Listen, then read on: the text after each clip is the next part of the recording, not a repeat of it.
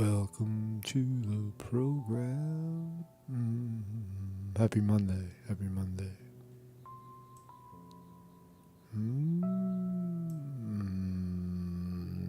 Today is April 17th, 2023. Do you know where your Special K treatment is for depression?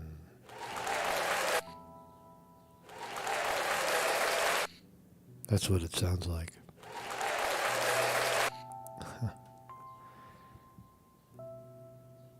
Happy rainy day.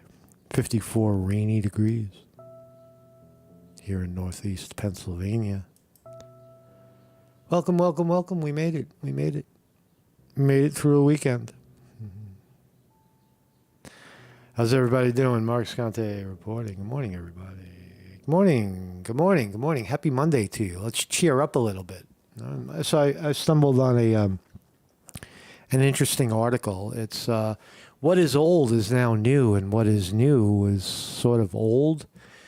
A long time ago, the United States, America, the Western geniuses of medicine, the overly educated, overly academic people of our species, came up with a theory on medicine in the West.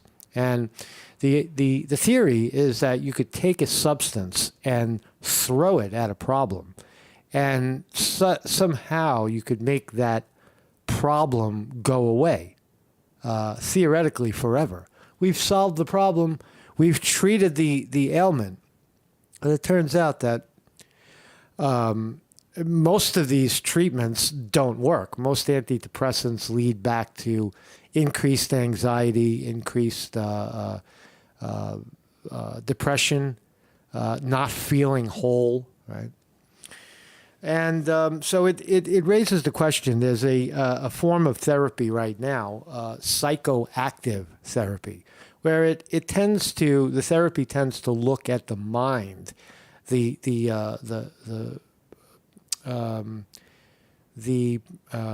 perspective. Yeah, your unique perspective of the world. I sound like a stoner talking about this, but that's not what I'm getting at.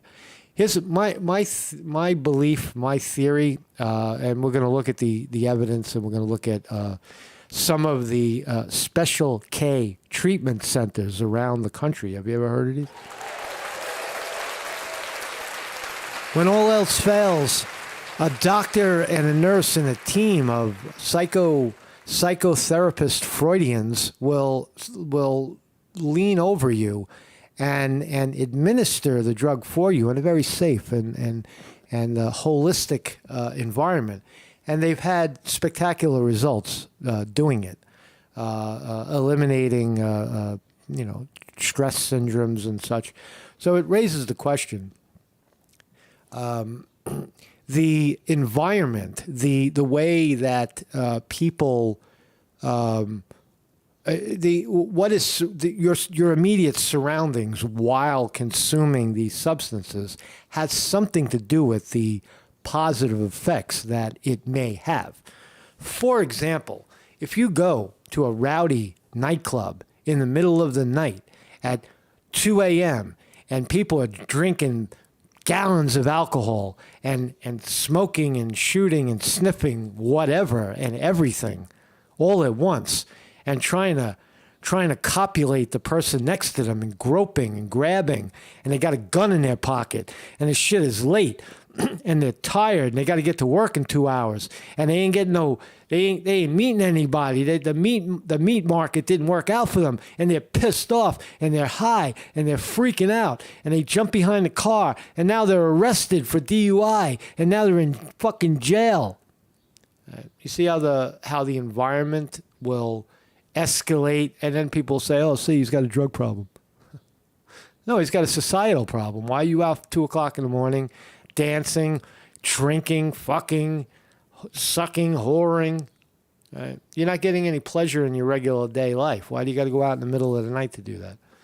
There's all the things that you crave only in the middle of the fucking night. What about 9 a.m. in the morning? Oh well, I got to go to work. I got to go to work. I got a slave. I can't. I don't have time. I don't have time to enjoy myself. So, what I say is that at the end of the day, there is no substance per se that you can, even as like a psychedelic mushroom or even low levels of THC, just puffs of weed, can have enormous opening, enlightening effects if used in that context. In other words, if someone is mindful and someone is balanced and enjoying themselves and look, without the meditation element of it, I think it's all frivolous. Without the ability to focus one's mind and look at one's own garbage, per se, with detachment, then the throwing medication at it or throwing substance at it is not going to work. You got to create like the Indians did. The Indians had ritual where you'd go sit in the teepee with the medicine man, and they would have a ritual, and you would smoke this magic potion, and suddenly the spirit would come in and lift your problems. I think obviously the war on drugs is and was frivolous.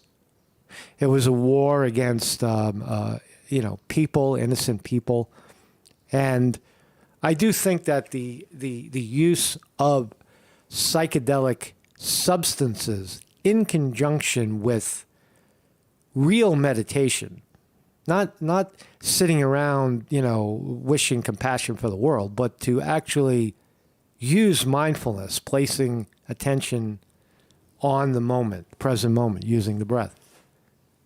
Then now you have what these substances tend to do is they tend to exaggerate the neuroses. Right? So if you have a busy mind, a lot of times these substances will enhance that busy mind. They'll make it more pronounced, louder, and you get to see it. So with the use of meditation allows you to see it. You see it more clearly. So we'll get to the article in a second. Good morning, everybody in the chat. Vinny DiMartini in the house. What's up? Fear porn in the house. Cassafilly Camden. Good morning. Weevil Girl. What's up, Weevil Girl? Mikal Slide. Mikal, my brother. Born annoying. Johnny Half Pint. What's up, Johnny? Jim Gerard. Good morning, Jim. And everybody else who's lurking, my name is Marcus Conte. This is my website today. This is my thumbnail today. And this is how you should be taking your special K. You got a nurse and a nice little retreat. They give you a couple of pillows and you don't even have to figure out the dose yourself. They'll they'll do the dosey dose for you. You just sit back and let them stick it in your arm. And they'll give you some sound blocking headset. Those are good. I'd like to get one of those. I would definitely like to get a sound blocking headset that somehow blocks out all of the fucking barking dogs and garbage trucks and horns beeping and all the other annoyances of humanity. Walk around life with a fucking headset on. No music. You don't need anything. You just need quiet. You need silence. The sound of your blood flowing through your ears. And she's got a headset on, eye blocking, block out the sun. Too. I don't mind that. Just close your eyes. Close your eyes if you don't like what you see. But I do like the comfort zone. This could also be created outside. It could also be created in social settings if we allow them to happen. So fascinating subject this morning. And my name is Marcus Conte. I got a website. Every morning at 9 a.m. educational philosophical live stream. If you're trying to get away from the ulcer that news and journalism can sometimes create. All the fake news, all your politicians who lie to you over and over and over again, and then they get elected, and then they go into office and they take all the money and put all the money in their pocket, and then they run off and buy themselves a mansion, and then they blame you for the problem with the other guy. What politicians will do, and then it's election time, and let's start all over again. But if you don't like to hear about that stuff, you can come here and you get an educational, philosophical live stream about everything that's happening in your world today. The interesting stuff, the stuff that is fascinating, like K-therapy, for example, and other things like that. Also, every Tuesday evening, I'm putting my money where my mouth is. I'm not just talking about meditation and saying it might work. I'm actually doing it and showing it to other people how to do it. And that happens every Tuesday at 7 p.m. 7 p.m. Tuesday Dharma Gathering. Breathe, relax, and enjoy your goddamn life. Because if you're breathing and you're relaxed and you're enjoying yourself, it's contagious. It's the same as if you're angry and fucking want to kill somebody and you're walking around the street like a ticking time bomb. Why not be a ticking time bomb of joy and love? When someone bumps into you, you say, I love you. Or they cut you in the line, you say, isn't life wonderful today? You say something like that, you turn it around, right? Somebody says, oh, it's fucking cold and raining out. Isn't it? You turn and say, isn't it beautiful? The Mother Nature is watering the planet.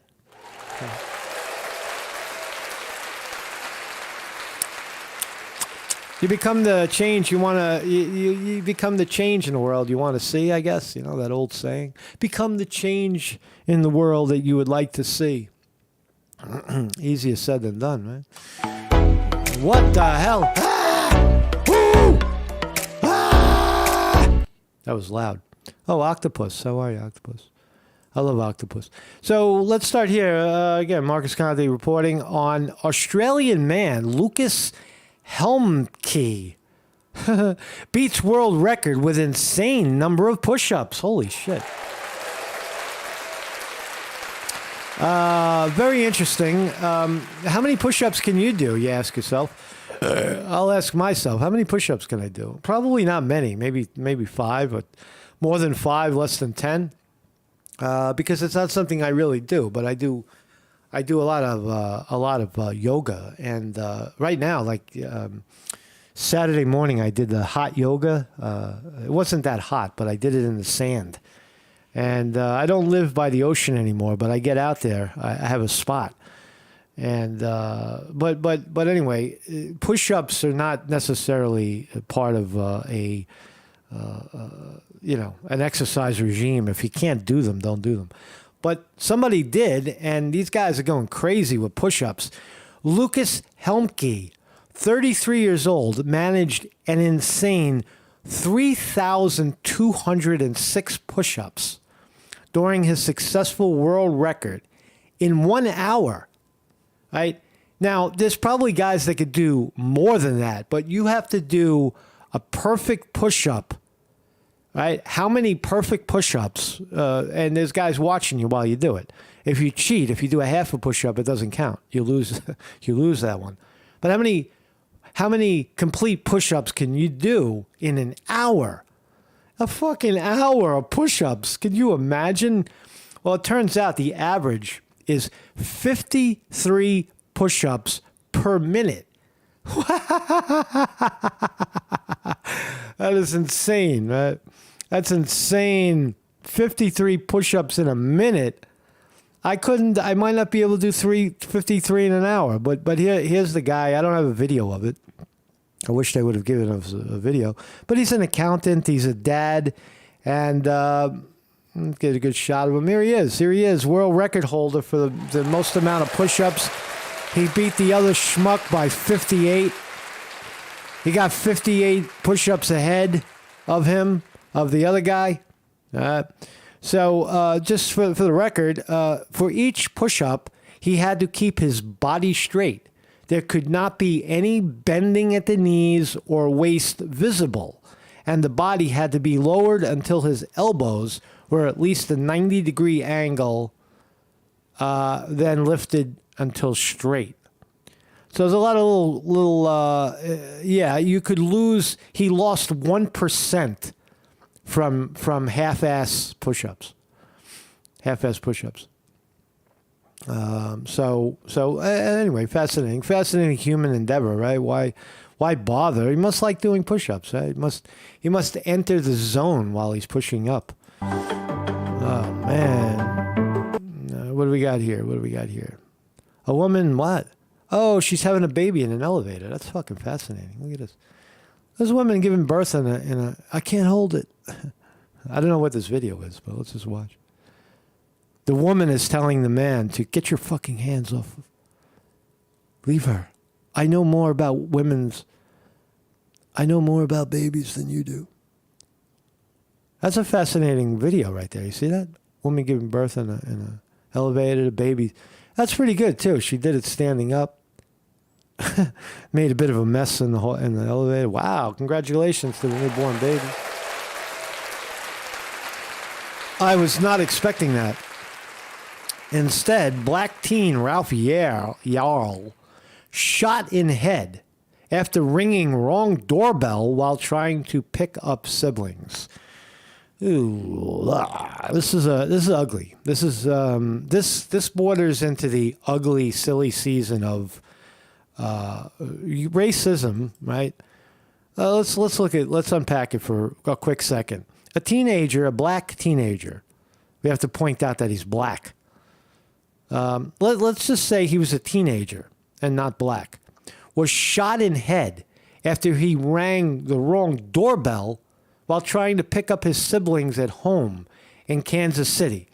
So he thought the address was Northeast 115th Terrace. Instead, it was Northeast 115th Street. So he showed up at Terrace 115th and knocked on the door, and somebody shot him, right? Yarl suffered life-threatening injuries from a gunshot wound to the head. The homeowner who fired the weapon was taken into custody and released 24 hours later. No charges have been charged.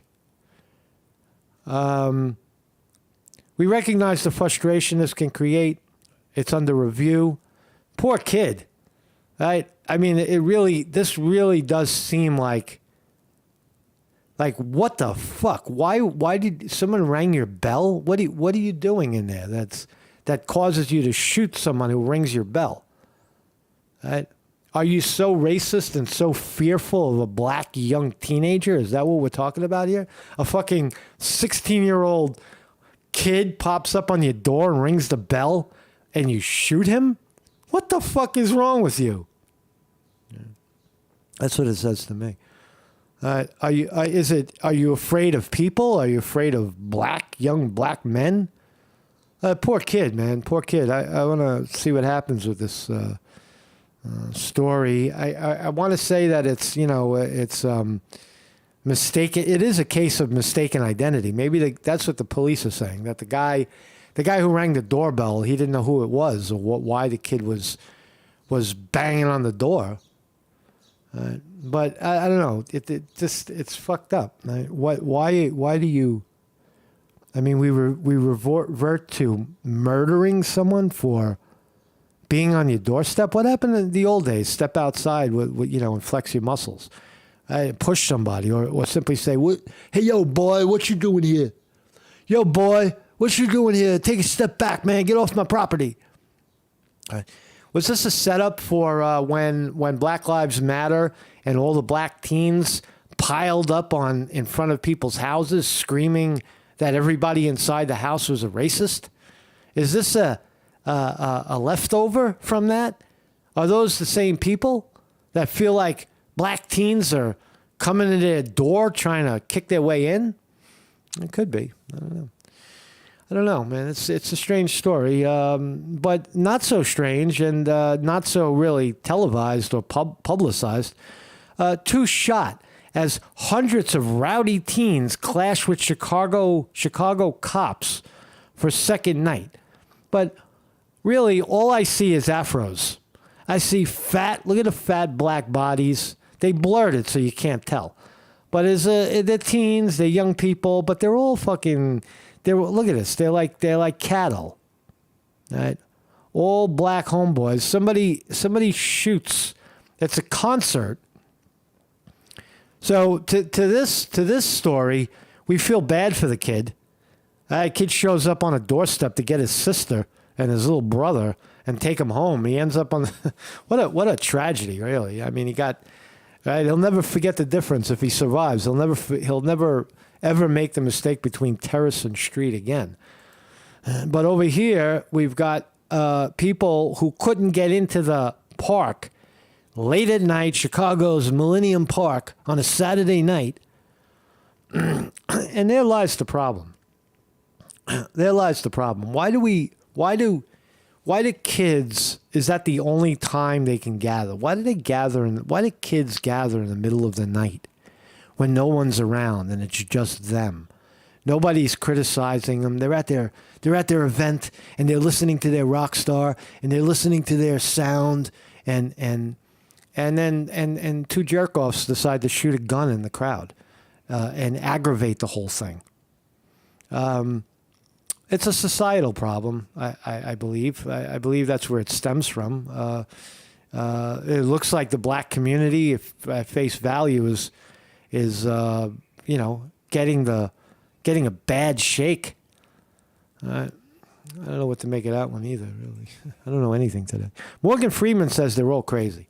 Morgan Freeman calls Black History Month and African American terms an insult. So, because Morgan Freeman is a black man, he's societally allowed to say Black History Month and African American terms are an insult.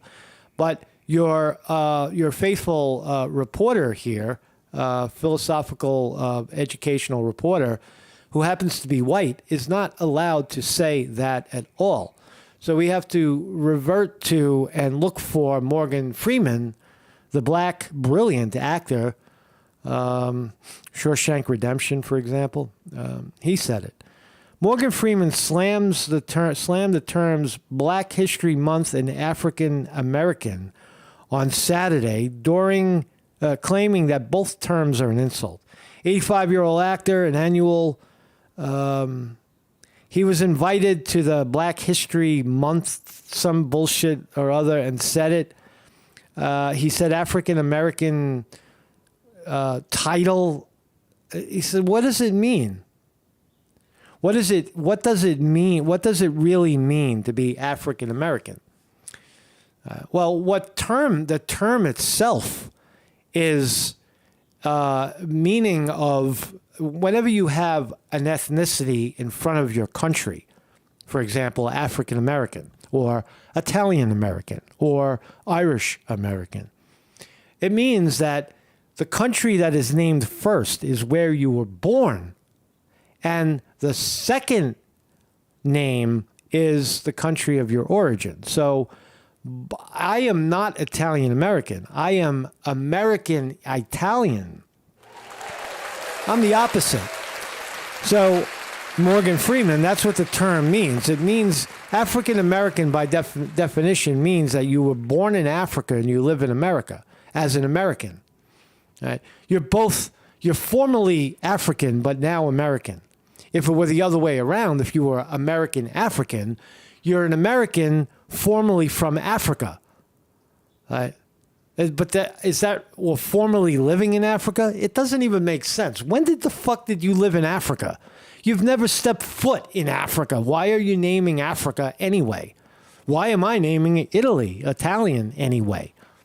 I don't, but if people ask me, hey, where were your grandparents? You know, where were you people from? I would identify as, well, all my grandparents were all Italians. and their grandparents were from Italy. My great-grandparents were from Italy. I think I had one grandfather who was from Italy, but the rest of them were born here. Right? So I've been here a long time, New York City. But anyway, Morgan Freeman says it's all bullshit. So let's talk about this therapy. Let's talk about therapy. You want some therapy? So what is Special K anyway? Inside the Posh, Special K therapy treatment where drug is used to treat mental health disorders. Well, to me, this is fascinating because mental health disorders are a lot. There's a lot of them. Go to a psychiatrist or go to a treatment center, and you'll hear all kinds of mental health disorders being thrown around. PDST. You'll have fucking depression. You have bipolar. Bipolar, that's a big one. If they don't know what to call it, you got bipolar. Anxiety disorder. So there's a lot of mental health disorders, but as a humanity, we don't really have a solution to these problems. We don't have solid evidence-based ways to make these problems go away. What are the problems? Because if there is dis-ease, you know that there's also ease. Excuse me. Right? Think about that for a second. Wherever there is disease, something is growing inside of you that shouldn't be there. Whether it's a perspective or it's a cancer or some kind of physical growth, it's all physical. It's all chemical. Right? If you know that that is happening, then you also know that there is absence of that happening. Right? The object is to remove the dis-ease. How do you do that? Well, I don't know, medicine. If you look out the window, if you go down to your psychotherapist, you'll go there, you'll sit and talk to some stranger who's going to ask you a bunch of questions about your family and your habits. And through that, you're supposed to be cured, or you're supposed to come every week and talk.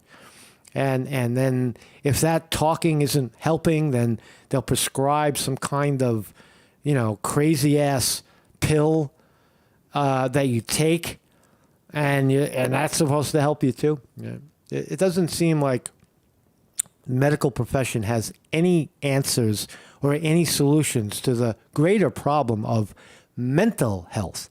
Because if you treat the mind and body in unison, these diseases will go away. They all do, over time, right? You could have a 300-pound, guy with diabetes, and his fucking legs are swollen, and his head is exploding, and he's depressed. He can't get up.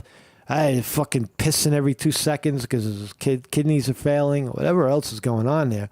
You could take that broken human, and in my view, in 6 months, you can transform that broken human into a functioning, walking, talking, aerobic, running, doing cartwheels, maybe not cartwheels, but jumping jacks at least, push up 1 or 2. You could take and transform that person. Swimming, throw the fat body into the water and see if they float. But you can clearly, through physical activity, transform the physical body. There's no doubt about it. But what you're also doing is you're relaxing the body too. And can these therapies, these types of chemical enhancements, enhance the experience? I think they can. I definitely think they can. You have to take, first of all, you've got to forget everything you know about substance, the long, ugly, confusing history of a war on drugs and substance abuse. The big word being abuse. That's what people do with drugs, is they abuse them.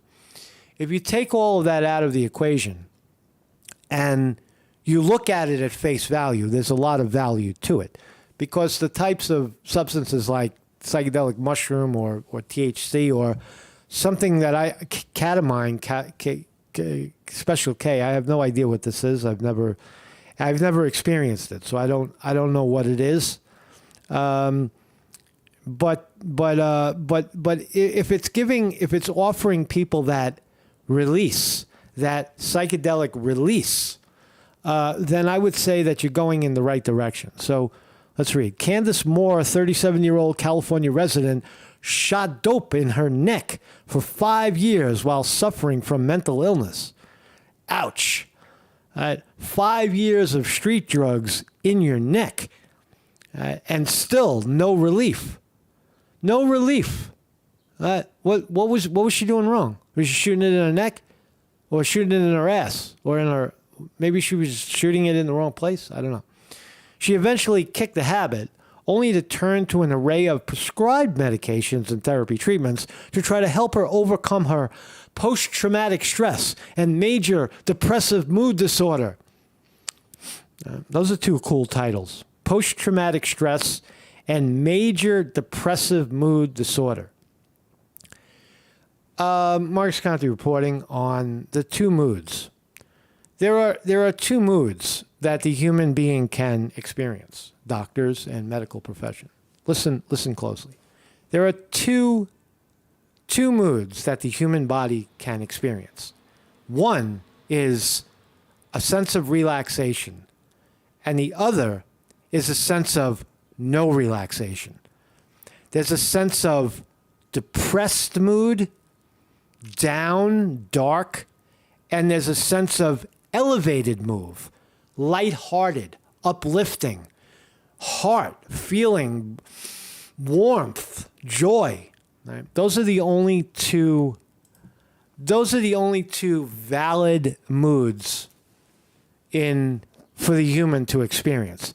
You're either feeling complete and uplifting, or you're either in heaven or you're in hell. You're feeling the opposite.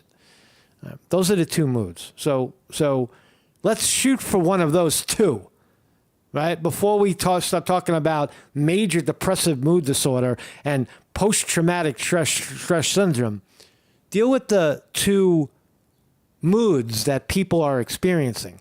If someone is experiencing the depressed mood, their words are depressed, they're angry, they're lonely, they're tired, they're fearful, their mood is depressed. There's a reason for that. It's coming from somewhere inside the body. If the person is experiencing the opposite of that or lack of that, then what is remaining is a sense of joy and a sense of happiness, a sense of relief from the problem. So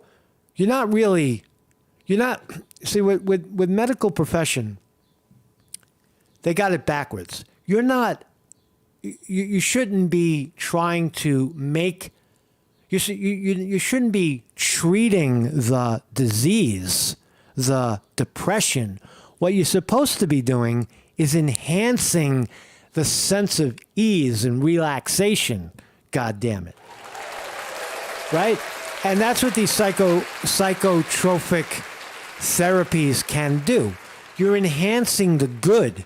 You're not telling someone by taking this drug, you're breaking the law. You're going to fucking jail. You're an outcast. You're bad. You're a drug addict. You're addicted. You're blah, blah, and on and on and on and on. Instead, you're saying your depressed feeling is organic. And this substance might elevate that for a short period of time, and you could focus on it. You could, even if it's exaggerated neuroses, you can now see it. If you're meditating, if you're mindful, you'd be able to see it. You'd be able to experience it in your body as a second or third party. You're saying, there is disease, there is discomfort in the body.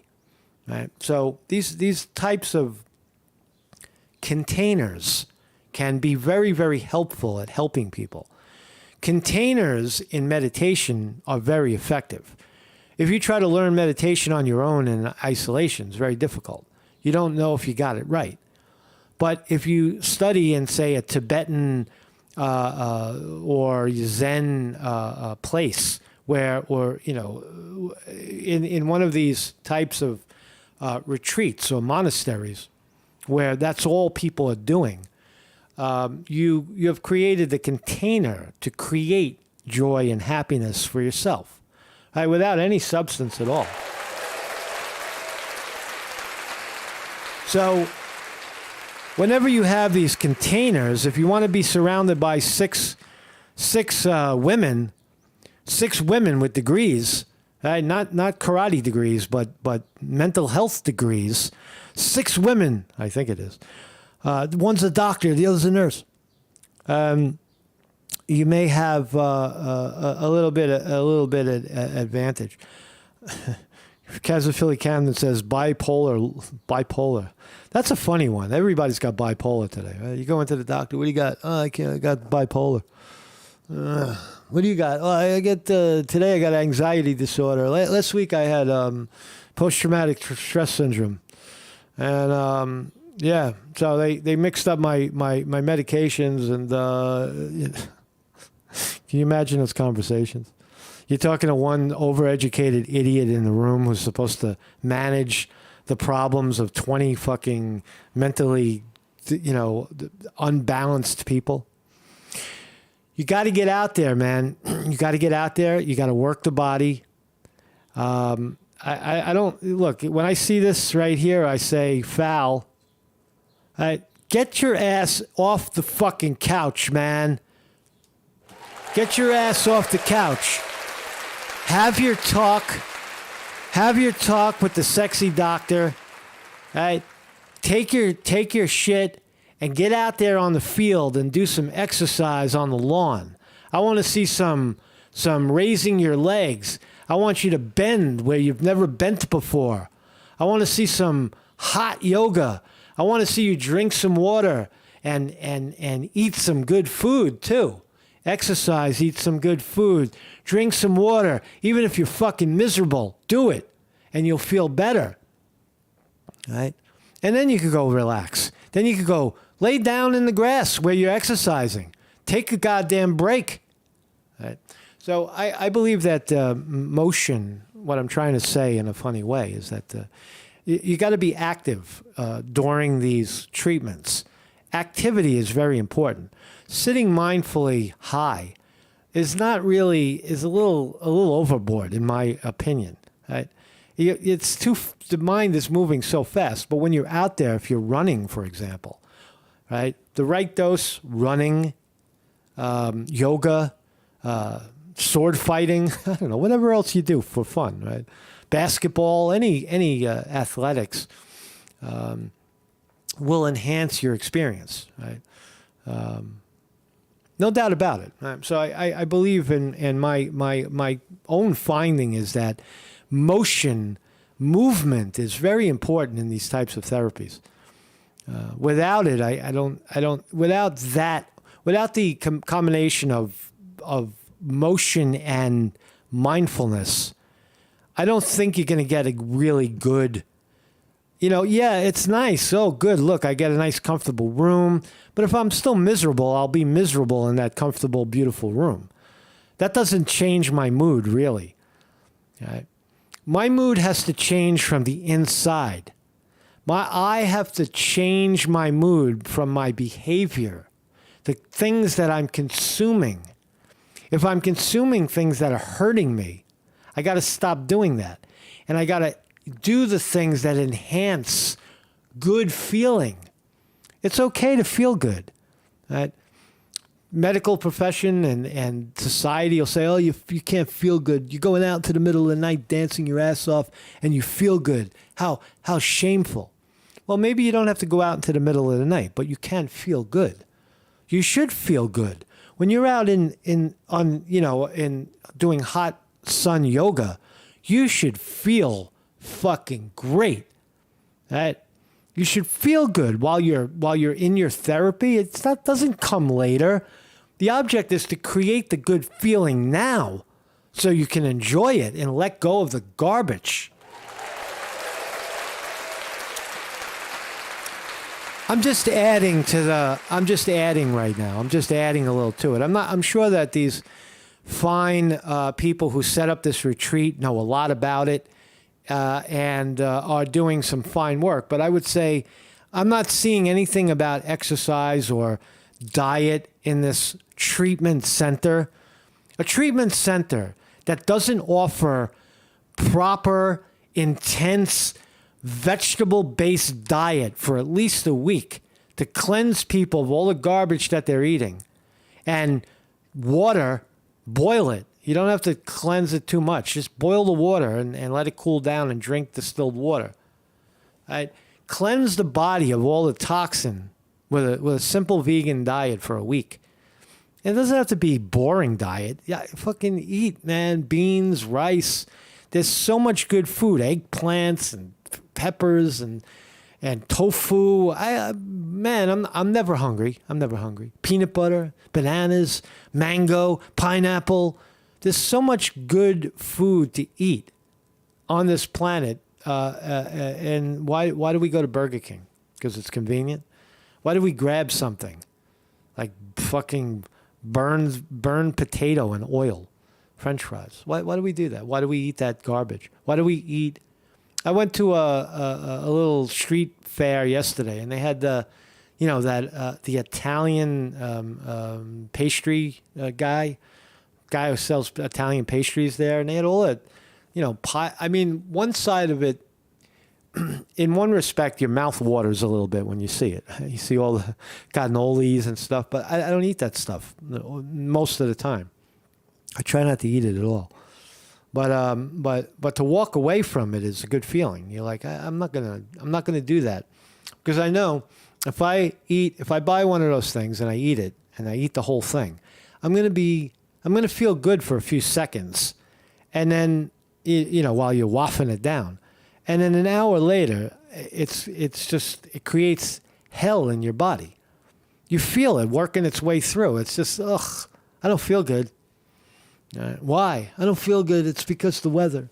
It's because my depression is kicking in. It's because I have bipolar. No, you fucking moron. It's because you just ate that garbage. You just swallowed that garbage, and now it's working its way through you. Any treatment center that doesn't address the problem of consumption does not know what they're doing.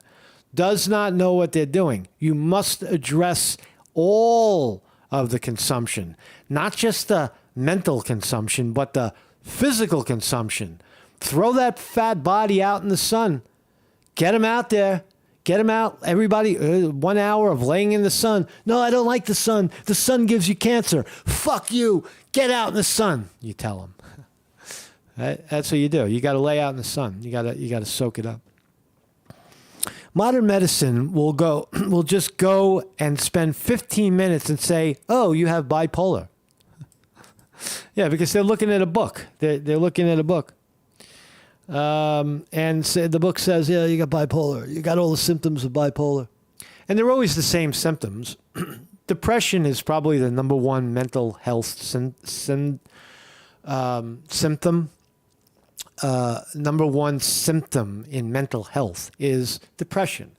And right there, as I said earlier, that sums everything up. Your mood is suppressed, is depressed. You want a elevated mood. And the way to elevate that mood is through motion, is through proper diet, is through proper mindfulness, is through water therapy, is through sun, is through relaxation after you do all that other stuff. The sense of relaxation, creating relaxation. So it needs all that stuff. Therapy combined with ketamine, a drug known on the street as horse tranquilizer called Special K, and courtesy of a doctor set to offer the treatment in a boutique hotel in North California. Special K can be prescribed in all 50 states. Again, I have no experience with this substance, so I'm going to keep my mouth shut specifically on the substance.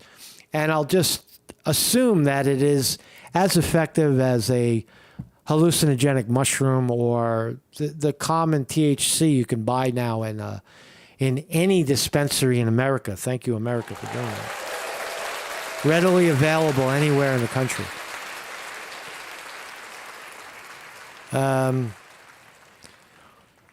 Once best known as a club and rave drug, the synthetic, molecular, and anesthesiatic medication is now widely being employed to treat desperate mental health patients struggling with issues such as depression, anxiety, alcohol abuse, prolonged grief, and obsessive compulsive disorder. All right. If you have, for example, if you're in a treatment program like AA, a 10-step program, or NA, or any one of these recovery programs, and after 10 years, you are still suffering depression, anxiety, loneliness, fear, right? Epic, like disturbing anxiety and depression, right? You're doing something wrong. You're doing something wrong. You're not doing something right, which is you've got to take care of the rest of your body. Just staying away from alcohol it'll save your life, but it's not gonna do what we're talking about here, which is create a sense of joy, a sense of relief. Right? The only way you're going to do that is incorporating all of the other things. You're depressed 10 years later because you're not doing certain things. Why are you still standing out on the corner smoking cigarettes? Why are you at a recovery gathering chain smoking cigarettes outside the door? Are you getting relief from that cigarette? If you're not getting any relief from the cigarette and you're searching for relief in the cigarette, you're wrong. You got a mental problem. You got a behavior problem. You have to address that. That's what a container can do. It can detox people. You stop doing that. I can't go without fucking smoking. I need coffee. I can't fucking do it, man. No. I can't run. I'm too fat. I can't take the sun. It gives you cancer. I can't drink water. I like coffee. I like soda. I can't eat this fucking vegan food. I need protein, meat.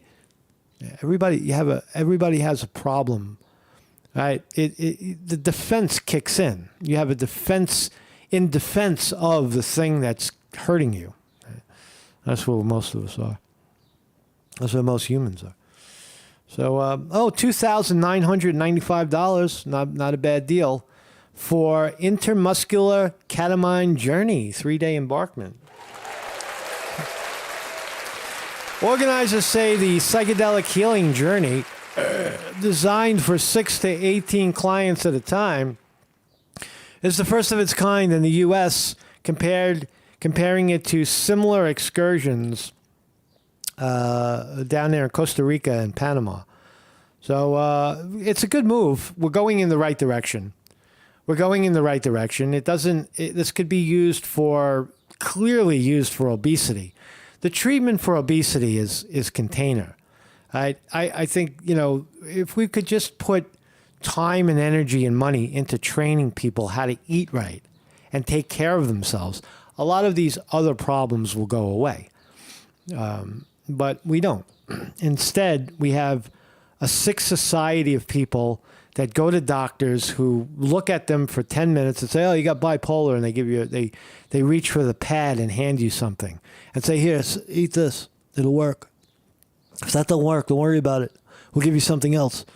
Right? And you go through the loop of psychotropic garbage. So can these psychotropic retreats, namely a Special K therapy retreat, help mental disorders? Yes, I believe they can. I believe in part that the substances, can be used to elevate an already rising sense of wellness. Right? The whole picture, right? The whole the whole scenario, right? Not going out into the unst club in the middle of the night once a week after working 80 hours. I worked 80 hours. I deserve to be out in the club.